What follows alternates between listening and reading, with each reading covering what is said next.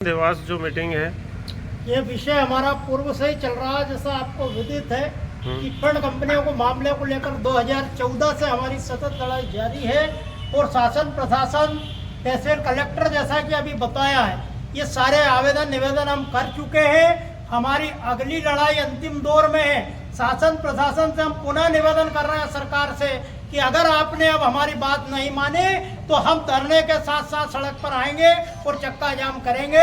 आपको हमारी बात मानना पड़ेगी। सरकार ने वर्ष 1/2019 संसद में लागू करा है, उसे भी अभी तक संपूर्ण भारत में लागू नहीं किया गया है। तो हमारा ठगी पीड़ित आवाज संगठन के माध्यम से और ठगी पीड़ित परिवार जितने भी मेरे साथी हैं प्रदेश के, उन सबके माध्यम से मैं आपके चैनल के माध्यम से सरकार तक ये आवाज पहुंचाना चाह रहा हूं कि वो जितनी जल्दी हो सके हमारे चिटफंड पीड़ित परिवार का सहयोग प्रदान करें। उनकी जो राशि आपने राजसात कर रखी है, आपके पास संपूर्ण कंपनियों का पैसा आपने सीज कर रखा है, संपदाएं सीज कर रखी है, आप उन्हें बेचो खोचो कुछ भी करो, आपने बहुत सारी चीजें आपके अंडर में हैगी, लेकिन अभी तक हमारी सुनवाई नहीं हुई है। हम आपसे आखिरी फर्स्ट इन द लास्ट निवेदन करते हैं कि अगर आपने हमारी अब भी सुनवाई नहीं करी तो हम सड़क पर आएंगे।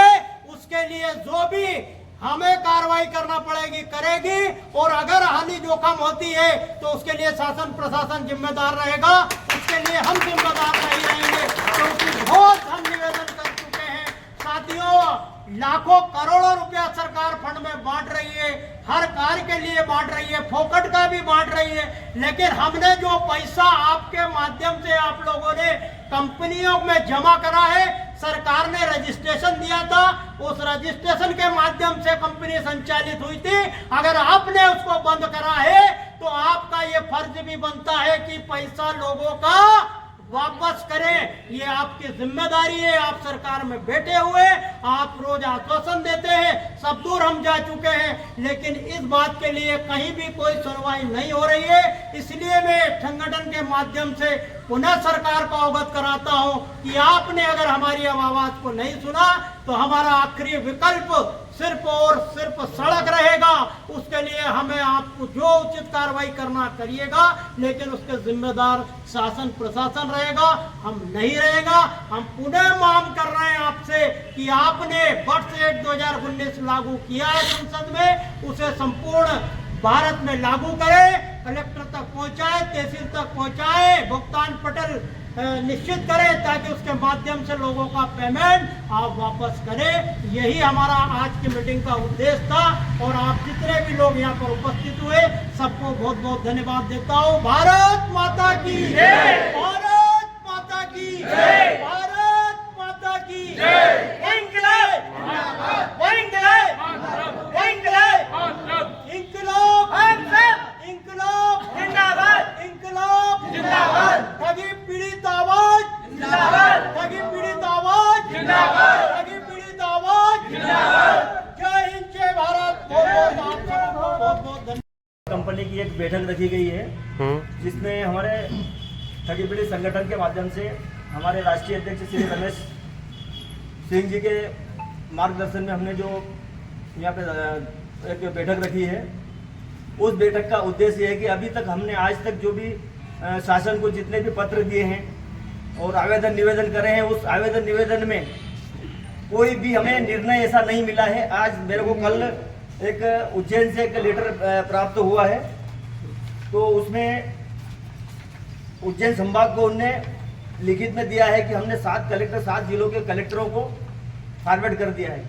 तो मैं कहना चाहता हूं कि सिर्फ उज्जैन के संभाग के ही वो नहीं कवर होना चाहिए, पूरे संपूर्ण मध्य प्रदेश में होना चाहिए, और सब जगह ये हमारे जो आदेश है ये पूछना चाहिए। और जहाँ भी हमने जिस भी जिले में दिया है वहाँ के कलेक्टरों ने आज तक कोई उस चीज़ की पूर्ति नहीं करी है, तो उसके लिए उस क्षतिपूर्ति के लिए सब कलेक्टर को अवगत कराएं।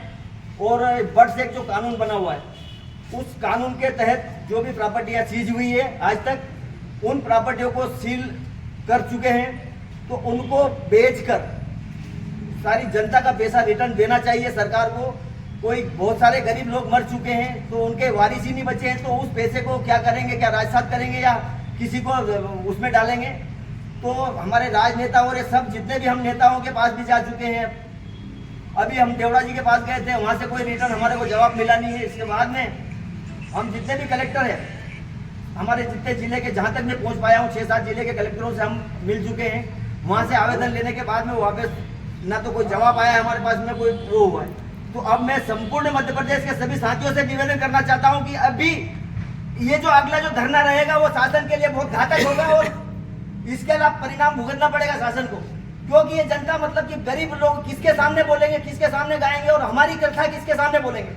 तो इसलिए मैं चाहता हूं कि संपूर्ण मध्य प्रदेश के जितने भी मेरे से जो जुड़े हुए लोग हैं वो सभी इस चीज को लेकर भोपाल के अंदर जो धरना देंगे हम, उसके लिए अनिश्चितकालीन धरना रहेगा वो। उसके लिए कोई ऐसा व्यक्ति नहीं बचे कि जो वहां पे भीड़ लगाने में हमारे साथ नहीं हो, और हमारी मांगों को लेकर भी हर आदमी जागृत रहेगा और उसी के तहत बर्ड्स एक्ट को लागू करवाने के लिए संपूर्ण मध्य प्रदेश में, पूरे भारत से जितने भी देश है हमारे, सभी में लागू होना चाहिए वो, और इन जनता को मतलब कि उसका फायदा मिले, जो उनका जमा हुआ धन है वो डूबा हुआ मिले, ताकि वो सुख चैन की जीवन जी सके। ऐसा सरकार से मैं बोलना चाहता हूं। और आगे हम अभी कलेक्टर साहब के पास भी जाएंगे और अब अगली रणनीति जो भी रहेगी वो हम सबके साथ में सबको मालूम रहेगी। धन्यवाद। जय हिंद, जय भारत।